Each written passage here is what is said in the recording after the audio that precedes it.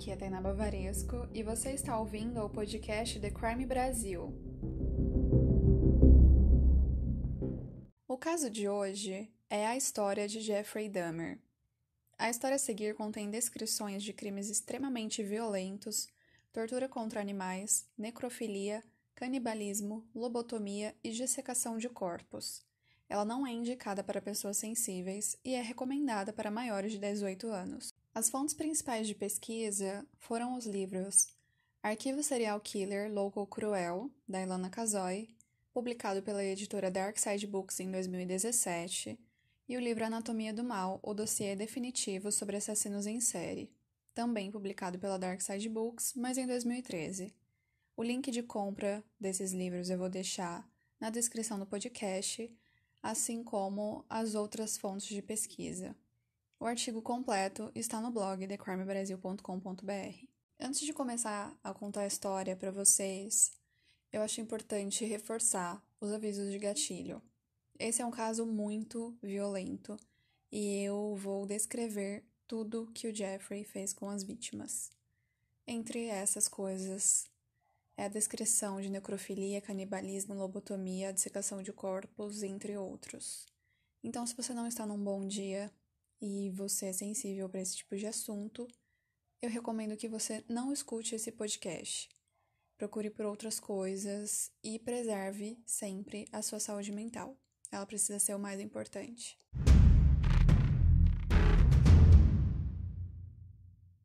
Talvez o horror pudesse ter sido evitado. Certamente sinais de alerta apareceram ao longo do caminho. Sinais de que havia algo errado com Jeffrey Dahmer.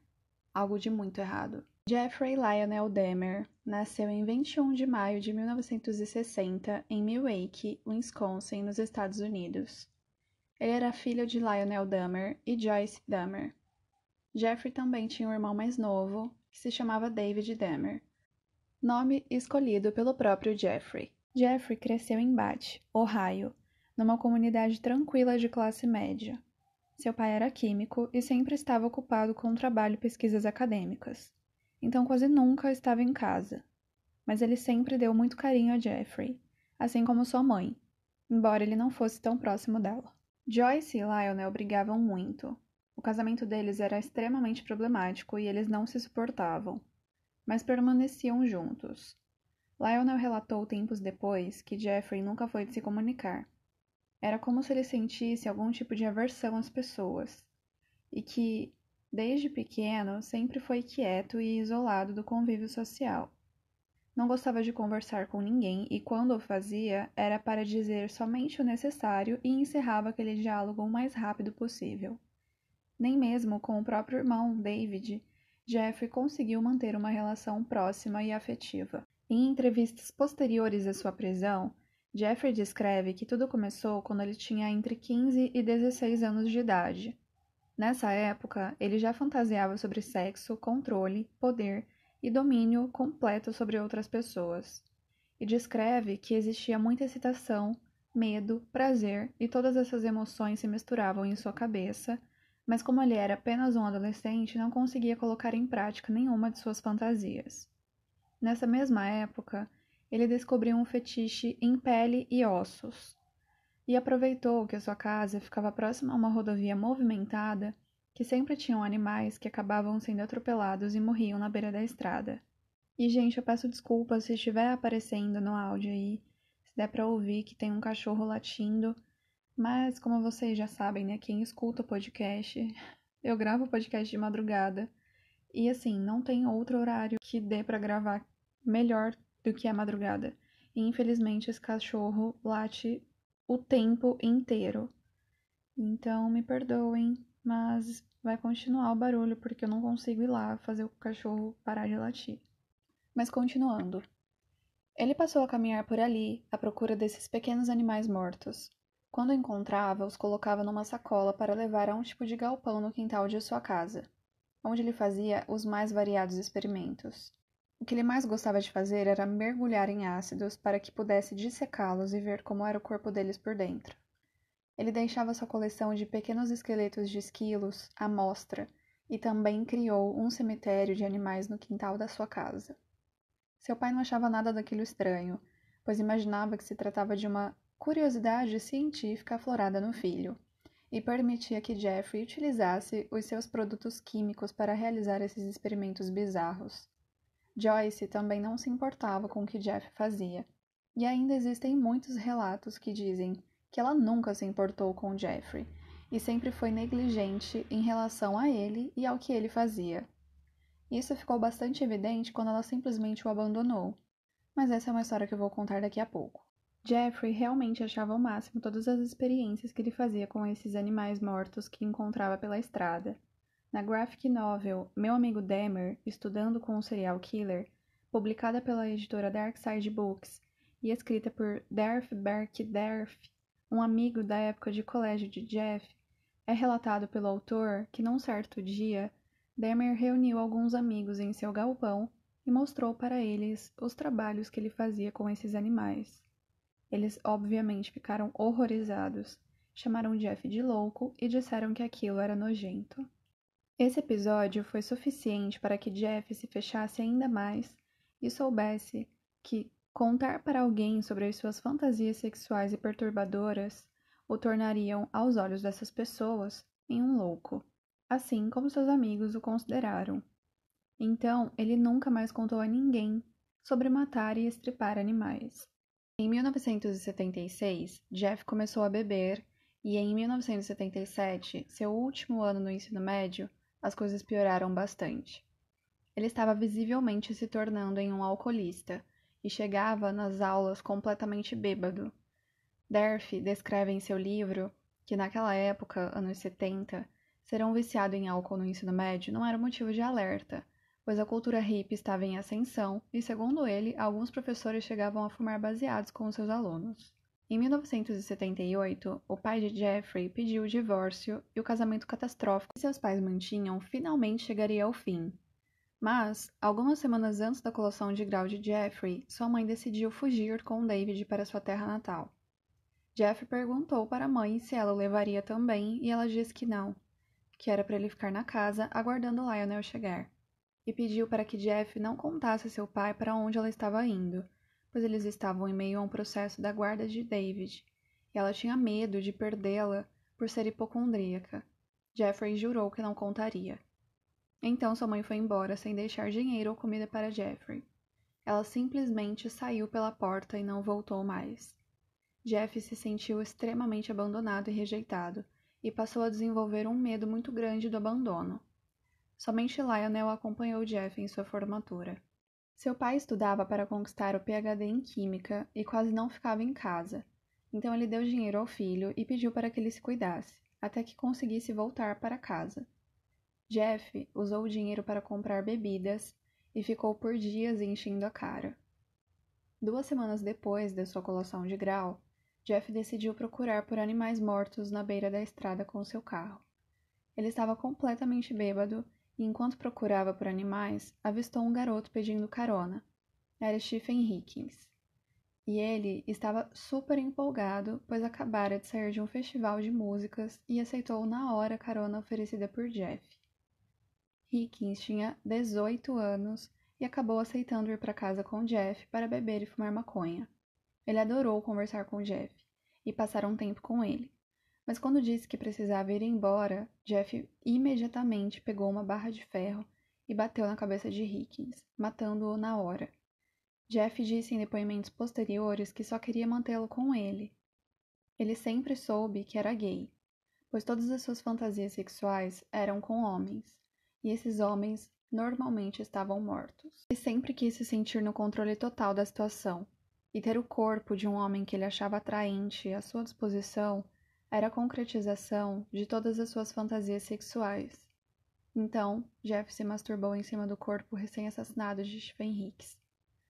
Jeffrey disse que não tinha intenção de matar Stephen, mas aconteceu. Ele também disse que nunca sentiu prazer no matar, mas que precisava fazer aquilo para conseguir usufruir, como bem entendesse, dos corpos de suas vítimas. Depois desse homicídio violento, Jeff passou a se comportar de uma maneira extremamente estranha. Bebendo cada vez mais, não queria mais estudar e nem trabalhar. Então seu pai achou que seria melhor mandá-lo para servir ao exército, pois, segundo Lionel, o exército poderia de certa forma corrigir o Jeffrey.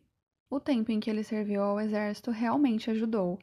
Jeff voltou diferente, mais sorridente e comunicativo, mas fora expulso por problemas com a bebida. E por se tratar de um ambiente extremamente homofóbico, ele nunca pôde se assumir gay para os colegas que serviam com ele. Quando ele voltou, seu pai achou que seria melhor que ele fosse morar com a sua avó paterna. E como Jeff a amava, não viu problema e se mudou para o West Isles, onde a sua avó morava. Em 15 de setembro de 1987, 9 anos depois de ele ter matado sua primeira vítima, Jeff encontrou Steven Tolmani, um rapaz de 25 anos natural de Michigan, em um bar. Eles conversaram e foram para um hotel em Milwaukee. Alugaram um quarto para passar a noite. De acordo com o próprio Jeff em entrevista, ele não tinha a intenção de matá-lo. Ele só queria drogar Steven para conseguir estuprá-lo e usar o seu corpo como quisesse. Na manhã seguinte, ao acordar, Jeff encontrou Tolmani morto, com o peito esmagado e o corpo cheio de contusões. Ele provavelmente havia batido muito nele. Os punhos de Jeff estavam machucados também, e ele afirmou, nessa mesma entrevista, que não se lembrava de nada daquela noite, mas ele também não nega que não tenha feito, enquanto estava inconsciente, e ainda acrescentou que se sentiu aliviado ao ver que ele estava morto, pois não precisaria lidar com as emoções dele. Jeff comprou uma mala grande e a utilizou para transportar o corpo de Tolmani de volta para a casa de sua avó. Uma semana depois, ele desmembrou o corpo, removendo as pernas, braços e a cabeça. Depois, jogou ácido para remover a carne dos ossos e colocou os restos mortais de Tolmani em pequenos sacos plásticos de lixo. Jeff esmagou os ossos com uma marreta e também os descartou no lixo. Os ossos de Tolmani nunca foram encontrados. Nas próximas 2 semanas, Jeff manteve a cabeça de Tolmani embrulhada em um cobertor. Posteriormente, ele ferveu a cabeça da vítima com detergente industrial e alvejante para tentar preservar o crânio, que ele usou como um estímulo para se masturbar. Algum tempo depois, o crânio acabou perdendo a consistência, quebrando, e então Jeff o descartou. Após o assassinato de Tolmani, Jeff passou a procurar novas vítimas, principalmente nos bares gays. E aqui, gente, eu falo bares gays porque realmente na história dele, né, na época em que tudo isso aconteceu, nos anos 70, era conhecido como bares gays. Hoje a gente conhece como bares LGBTQIA+, mas na época eram bares gays, então eu segui as terminologias da história da época e levando-as para a casa de sua avó. Chegando lá, ele oferecia bebidas batizadas com drogas para dormir e as matava por estrangulamento. Jeff praticava necrofilia, esquartejamento e dissecava todos os corpos de suas vítimas. Alguns meses após a morte de Tolmani, no dia 16 de janeiro de 1988, Jeff avistou um garoto na rua chamado James. Ele tinha apenas 14 anos de idade. Jeff ofereceu $50 para que James aceitasse tirar fotos nuas, e ele aceitou.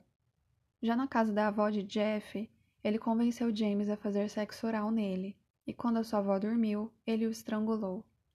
Jeff levou o corpo do garoto para o porão e se masturbou 2 vezes em cima do cadáver, e o deixou lá por quase 1 semana para praticar necrofilia quando tivesse vontade. Quando o corpo começou a se decompor, Jeff o desmembrou da mesma maneira que havia feito com Tolmani. Ele jogou os restos mortais de James no lixo, mas ficou com o crânio por um tempo antes de se livrar dele. Em 24 de março de 1988, Jeff conheceu Richard Guerreiro, um homem bissexual de 22 anos, do lado de fora daquele mesmo bar gay. Ele ofereceu $50 para que ele fizesse companhia naquela noite, e ele aceitou. Foi drogado e estrangulado com um cinto de couro. Jeff fez sexo oral com o corpo dele e 24 horas depois o desmembrou, mantendo seu modus operandi de remover a carne dos ossos, jogar os restos no lixo e reter o crânio por um tempo. Em 23 de abril de 1988, Jeff levou outro homem para a casa de sua avó e novamente o drogou no porão. Nesse dia, sua avó escutou um barulho e perguntou quem estava ali. E embora Jeff tenha respondido de uma maneira que pudesse dar a entender que ele estava sozinho, a sua avó sabia exatamente que ele levava homens para sua casa. Jeff decidiu esperar a vítima ficar inconsciente e o levou para o hospital. Em 23 de setembro desse mesmo ano, Jeff foi preso por drogar e molestar um garoto de 13 anos. Em janeiro de 1989, ele foi condenado por agressão sexual em segundo grau e por incitar uma criança para fins imorais. Ele foi solto após pagar uma fiança de $50. 2 meses após a sua condenação, Jeff assassinou sua quinta vítima, Anthony. Era um rapaz de 24 anos que Jeff conheceu em 25 de março de 1989 em um bar que costumava frequentar.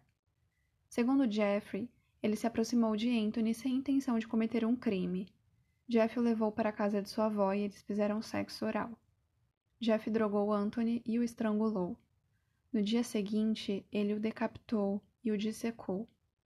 Ele retirou a carne do corpo dele, pulverizou os ossos e jogou os restos no lixo. De acordo com Jeff, Anthony era extremamente atraente e foi a sua primeira vítima que ele resolveu guardar partes do corpo, preservando a sua cabeça e a genitália em acetona.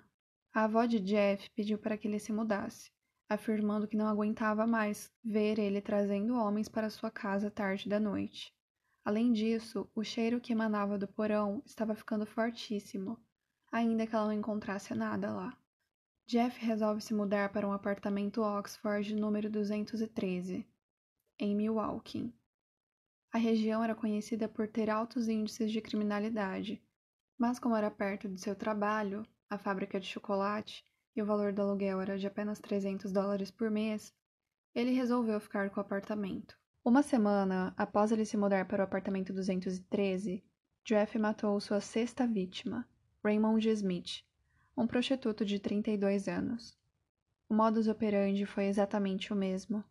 Jeff drogou a vítima e a estrangulou. Como no apartamento ele tinha mais privacidade, comprou uma câmera Polaroid e passou a fotografar os corpos de suas vítimas. Ele tirou várias fotos do corpo de Raymond em posições sexuais no banheiro do apartamento. Cozinhou as pernas, braços e pelvis. O restante do esqueleto de Raymond foi dissolvido em ácido dentro de um recipiente grande, com a exceção do crânio. Jeffrey pintou o crânio de Raymond e guardou ao lado do de Anthony. Em 27 de maio, ele levou outra vítima para seu apartamento, mas acidentalmente acabou tomando a bebida com as drogas e ficou inconsciente. Quando ele acordou, a vítima já havia sumido e levou suas roupas, $300 e um relógio. Jeff nunca reportou o crime à polícia. Em junho de 1990, Jeff conheceu Edward Smith, de 27 anos, e o convidou para ir até seu apartamento. Ele o drogou e estrangulou. Ele preservou o esqueleto dele no freezer por vários meses na esperança de não reter a umidade. Isso não deu certo e Jeff acabou acidificando os restos de Edward.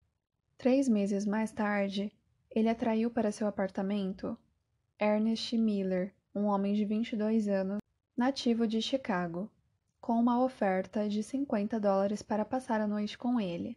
No apartamento, Jeff ofereceu uma bebida que já estava drogada, mas como ele não tinha tantos soníferos, a vítima não ficou totalmente inconsciente. Então, Jeff resolveu cortar a sua garganta. Ernest morreu em minutos. Jeff levou o corpo para o banheiro, tirou fotos do cadáver em posições sexualmente sugestivas antes de desmembrá-lo. Durante todo o processo, Jeff beijava e conversava com o crânio das vítimas. Ele embrulhou o coração, os bíceps e fez porções de carne da perna de Ernest em sacos plásticos e os colocou na geladeira para cozinhar com legumes. Ele seguiu essa dieta por um tempo. O resto da carne e os órgãos da vítima eram dissecados e separados dos ossos, com ácido. Para preservar o esqueleto, Jeff colocou os ossos em uma solução de alvejante por 24 horas antes de deixá-lo para secar por uma semana. A cabeça dele foi colocada inicialmente no freezer, para que depois removesse a carne do crânio. E depois ele pintou e a revestiu com esmalte, para ninguém perceber que se tratava de um crânio real, de uma pessoa real. 3 semanas após o assassinato de Ernest, Jeff fez a sua 8ª vítima, David Thomas, de 22 anos. Ele se encontrou com Jeff num shopping local e foram até o apartamento para tomar algumas bebidas. Mais tarde, quando interrogado pela polícia, Jeff afirmou que não achava David atraente, mas tinha medo de deixá-lo ir depois que ele ficasse enfurecido por ter sido drogado.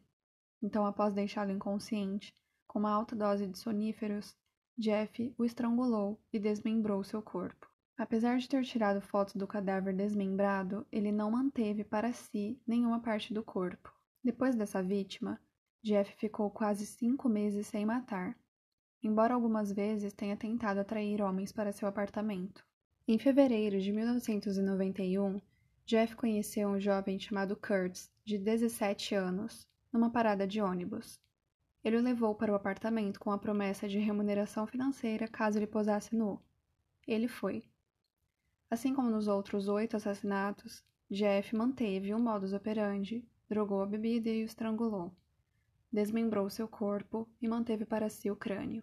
Dessa vez, Jeff também manteve as mãos e a genitália de Kurtz e tirou várias fotos do processo.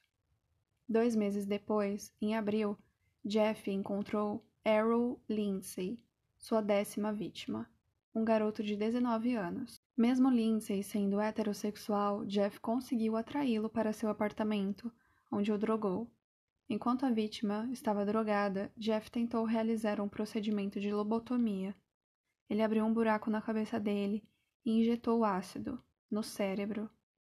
Em depoimento posterior, Jeff afirmou que fez isso pois queria criar um estado mental de zumbi na sua vítima, para deixá-lo completamente submisso e controlável, a fantasia sexual que ele mais procurava satisfazer. Como eu já disse anteriormente, o Jeff não gostava de matar as vítimas, mas ele sempre fantasiou ter o controle total de alguém, né? Então, segundo ele praticou lobotomia em algumas de suas vítimas para conseguir alcançar esse estágio de uma pessoa extremamente submissa, porém viva, de certa forma. Depois de um tempo, Lindsay acordou reclamando de dor na cabeça e perguntou que horas eram.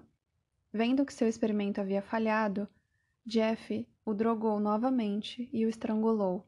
Assim como na maioria das vítimas de Jeffrey, Lindsay teve o corpo desmembrado e então foi decapitado. Durante todo o primeiro semestre de 1991, os moradores do apartamento Oxford, onde Dahmer morava, constantemente reclamavam do forte odor que exalava de seu apartamento, o 213, além de barulhos. O síndico do prédio falou com Jeff algumas vezes a respeito dessas reclamações, mas Jeff dava várias desculpas, dizendo que o seu freezer quebrava constantemente e estragava a comida, ou que os seus peixes tinham morrido e o odor vinha disso. Mas sempre falava que daria um jeito. Em 26 de março de 1991, Jeff conheceu o adolescente Conerak, e o sobrenome dele é impossível de pronunciar, é muito difícil, então eu vou deixar só no Conerak mesmo. Esse adolescente tinha 14 anos. Por coincidência, Conerak era o irmão mais novo do jovem que Dahmer havia molestado 3 anos antes. Ele propôs ao garoto que se ele viesse ao apartamento para tirar algumas fotos, Jeff o daria dinheiro. Ele resistiu um pouco, mas acabou aceitando. Jeff ofereceu uma bebida para o garoto e o deixou inconsciente. Estuprou e perfurou a sua cabeça na tentativa de praticar lobotomia novamente. Ele injetou ácido no lobo frontal. Depois levou o garoto para seu quarto, onde estava também o corpo de um outro homem que ele havia matado, Tony, de 31 anos. Posteriormente, em depoimento, Jeff acreditava que Conerak tinha recuperado sua consciência e viu o corpo de Tony, mas que não reagiu imediatamente devido ao estado que o ácido deixou seu cérebro. Conerak ficou inconsciente de novo e Jeff aproveitou para ir ao bar beber e comprar mais bebidas. Na manhã do dia 27 de março, Jeff retornou para sua casa e encontrou Conerak acordado e falando em outro idioma com 3 mulheres. Jeff se aproximou e explicou que o garoto, que chamou de John, era seu namorado e o pegou pelo braço para guiá-lo até seu apartamento. As mulheres não ficaram convencidas e afirmaram que já tinham chamado a polícia. 2 policiais chegaram e questionaram Jeff sobre quem era o garoto. Ele informou aos oficiais que John era maior de idade e que os dois tinham discutido e ele estava bêbado. As 3 mulheres continuavam a não acreditar na história de Jeff e apontando que o garoto parecia resistir à ideia de voltar ao apartamento com Jeffrey. Uma delas ainda salientou ao policial que tinha alguns ferimentos na cabeça do garoto e que ele sangrava pelo ânus. Mas os policiais acreditaram no Jeff, entendendo que ele e o rapaz estavam apenas tendo uma discussão doméstica. Um dos policiais colocou uma toalha sobre Conerak e o escoltou até o apartamento, onde deu uma rápida olhada no lugar. Apesar do odor que vinha do local devido ao corpo em decomposição de Tony, eles não notaram nada fora do comum. Jeff chegou a mostrar uma foto de Conerak seminu, onde ele parecia tranquilo. E isso convenceu os policiais de que realmente os dois eram um casal. Se os policiais tivessem olhado melhor o apartamento, teriam visto as partes dos corpos humanos e as polaroides macabras que Jeff colecionava.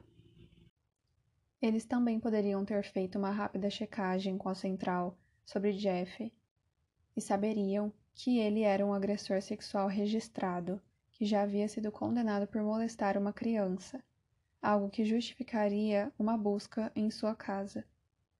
Com Conerak de volta ao apartamento, Jeff injetou novamente um ácido em seu cérebro, mas dessa vez foi fatal. Jeff ligou para seu trabalho e pediu um dia de folga para se dedicar ao desmembramento de Conerak e Tony.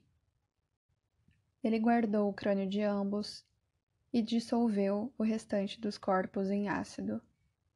Em 30 de junho, Jeff viajou para Chicago e conheceu o jovem Matt Turner, de 20 anos, numa estação de ônibus.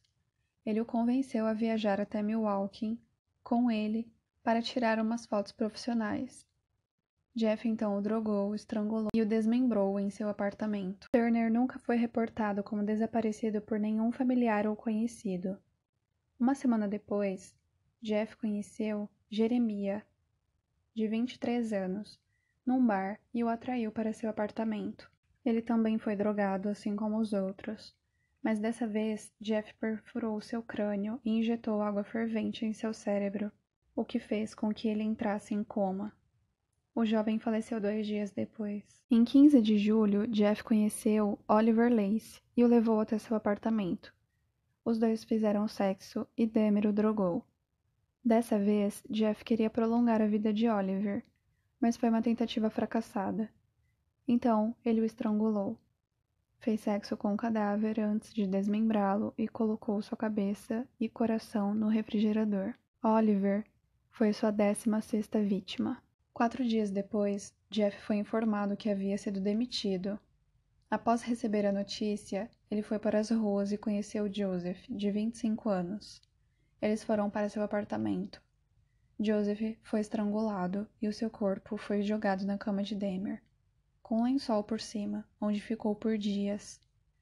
Quando Jeff finalmente removeu os lençóis, o corpo de Joseph já estava em decomposição e a sua cabeça estava cheia de vermes. Ele o decapitou e colocou a cabeça no refrigerador. E depois jogou os restos mortais de Joseph junto com os restos de 2 outras vítimas. Ele armazenava os restos mortais em um barril azul. Joseph foi a sua 17ª e última vítima. Em 22 de julho de 1991, Jeffrey se aproximou de 3 homens num bar e ofereceu $100 para que um deles o acompanhassem até seu apartamento para fazer um ensaio fotográfico nu e tomar algumas cervejas. Tracy aceitou. Ao chegar no apartamento, Tracy relata que num primeiro momento parecia se tratar de um apartamento comum. Porém, havia um cheiro muito forte que ele não conseguia descrever exatamente do que era. Jeff contou a ele que era um problema no encanamento do esgoto. Em seguida, ele conta em seu depoimento que tirou as roupas e se sentou no sofá, aguardando Jeff dar as instruções sobre as poses que ele deveria fazer para ser fotografado. Jeff ofereceu cerveja e Coca-Cola. Quando levou as bebidas, Tracy se virou para comentar sobre peixes num aquário que ficava na sala. Momento em que Jeff rapidamente colocou uma algema no pulso esquerdo de Tracy e o ameaçou com uma faca. Eles foram para o quarto e Tracy disse que aquilo não era necessário, que Jeff não precisava usar uma faca. Ele conta também que o filme O Exorcista estava passando na TV naquele momento. Ele não reagiu, tentou ser legal com Jeff, conversar com ele e falar que ele era um amigo. Tracy comenta que Jeff passou a agir de uma forma muito estranha. Resmungava palavras e ficava andando para lá e para cá. Olhava para o filme e parecia querer fazer parte daquele universo. Que algumas cenas, as de morte, chamavam mais atenção. Ele ficava mais empolgado. Nesse momento, Tracy disse que precisava ir ao banheiro, mas Jeff nem se importou. Então Tracy aproveitou para tentar fugir. Ele bateu em Jeff, que tentou agarrá-lo, mas Tracy conseguiu sair do apartamento. Tracy relata que correu muito e chegou num distrito policial em Milwaukee. Ele pediu ajuda aos policiais. Como ele estava com uma algema presa em um de seus pulsos e extremamente assustado, eles não conseguiram entender muito bem o que estava acontecendo. Tentaram soltar as algemas, mas não era a chave correta. Então os policiais o acompanharam de volta ao apartamento de Jeff. Quando eles chegaram no apartamento, Jeff agiu normalmente como se nada tivesse acontecido e permitiu que os policiais entrassem em seu apartamento. Ele disse que a chave da algema estava em seu quarto. Um dos policiais foi até lá pegar a chave, que estava sobre a mesa da cabeceira. E pasmem, a gaveta estava entreaberta e revelou o horror que Jeff praticava. As fotos dos corpos das vítimas dilaceradas em posições sexuais extremamente grotescas estavam ali. O policial prontamente deu voz de prisão a Jeffrey, que tentou reagir, mas foi imobilizado e levado para a delegacia imediatamente. O apartamento 213 era agora a cena dos crimes mais pavorosos do estado de Milwaukee. Jeff tentou por 2 vezes realizar a lobotomia em suas vítimas, com o fim de fazer com que elas durassem mais. Ele realizou a perfuração do crânio injetando ácido na região do lobo frontal. Na segunda vez, ele fez o mesmo procedimento, mas injetando água fervente no lugar do ácido. Esses procedimentos foram realizados com as vítimas ainda vivas. O modus operandi de Jeffrey era dopar suas vítimas, estrangular ou cortar sua garganta enquanto estavam desacordadas. Depois que ele as matava, abria o abdômen e quando as vísceras estavam expostas, ele fotografava e se masturbava com elas. Depois, ele desmembrava os corpos e os guardava na geladeira para cozinhar. As partes que ele não comia eram armazenadas num barril azul, onde ele jogava ácidos e produtos químicos que fizessem com que as partes derretessem. Os crânios eram escalpelados e pintados de cinza ou branco para ficarem expostos em seu altar macabro. Partes de esqueletos também eram colocados à mostra nesse altar. O caso de Jeffrey Lionel Dahmer foi o de número F912542. As famílias das vítimas puderam se pronunciar num dado momento do julgamento. Os relatos de tristeza, ódio, repulsa e indignação são difíceis de serem assistidos. Eu deixei o link na descrição do podcast dessa parte do julgamento, da entrevista e de outras fontes que eu utilizei para que possa ser assistido a quem interessar. O Jeffrey foi condenado a 957 anos de prisão e no final do julgamento ele fez um pronunciamento. Em parte dele ele disse o seguinte: "Agora acabou. Isso nunca foi um caso para ganhar a liberdade. Eu nunca quis a liberdade. Francamente, eu quero a minha morte. Este foi um caso para dizer ao mundo que o que eu fiz não foi por motivos de ódio. Eu não odiei ninguém. Eu sei que estava doente, pois os médicos me falaram sobre a minha doença, e agora tenho alguma paz. Eu me sinto muito mal pelo que eu fiz para essas pobres famílias, e eu entendo o seu direito de ódio. Decidi passar por esse tribunal por uma série de razões. Eu não queria que as perguntas não fossem respondidas. Todas elas estão agora respondidas. Eu só quero saber o que me levou a ser tão ruim e mal. Mas também, o que mais importa nesse julgamento foi mostrar a todas as pessoas lá fora com esses distúrbios que talvez elas possam ter alguma ajuda antes de se ferirem ou ferirem alguém. Eu acho que o julgamento fez isso. Jeff cumpriu pena em uma instituição de segurança máxima em Wisconsin. Ele sempre quis morrer, e existem relatos de outros presos que afirmaram que ele não tinha coragem de se matar. Então ele sempre acabava se envolvendo em brigas e até provocando outros detentos. Em 28 de novembro de 1994, aos 34 anos, Jeffrey Lionel Dahmer foi assassinado por Christopher, que estava preso por assassinato em primeiro grau. Jeff morreu na ambulância a caminho do hospital. Após a sua morte, houveram muitas controvérsias acerca da doação de seu cérebro para a medicina. Mas em 12 de dezembro de 1995, o juiz Daniel S. George determinou que seu cérebro fosse cremado. E essa foi a história de hoje. Me desculpem pelos barulhos. Eu sei que foi tenso hoje, mas infelizmente esse foi um caso muito longo e agora são exatamente 5h36, então tem carro passando por tudo que é lado. E a partir desse episódio, eu pensei em deixar todas as fontes de pesquisa na descrição do podcast. Então, eu vou editar os outros podcasts também para que vocês tenham acesso às fontes, né, e aos links no próprio podcast. E aí, quem quiser entrar no blog para dar aquela fortalecida e tudo mais, vai ajudar muito. As imagens também do caso, de todos os casos, estão no blog, não tem como colocar no podcast. Então, vocês podem acessar o blog para isso. E tem outra novidade. Agora, o The Crime é associado à Amazon. Então, todos os links dos livros e de coisas que eu divulgo aqui no podcast, eu vou deixar o meu link da Amazon para vocês comprarem por lá. E assim vocês conseguirem apoiar o meu trabalho, apoiar o blog, apoiar o podcast a crescer. E eu vou ficar muito grata. Bom, gente, eu já estava aqui editando a descrição do podcast e tem uma limitação de 4.000 caracteres. Então, eu não consegui deixar todos os links das fontes e tudo mais, mas eu deixei da entrevista, do testemunho do Tracy, contando, né, que ele foi para o apartamento, que tinha um cheiro estranho e tudo mais. A parte do julgamento, onde o Jeffrey faz o pronunciamento dele e a mãe fala também, né, os familiares falam sobre os crimes e tudo mais. E os demais links das pesquisas vocês vão encontrar lá no blog, realmente. Eu não tinha me atentado a essa limitação de caracteres, então não sei se eu vou conseguir pôr as fontes em todos.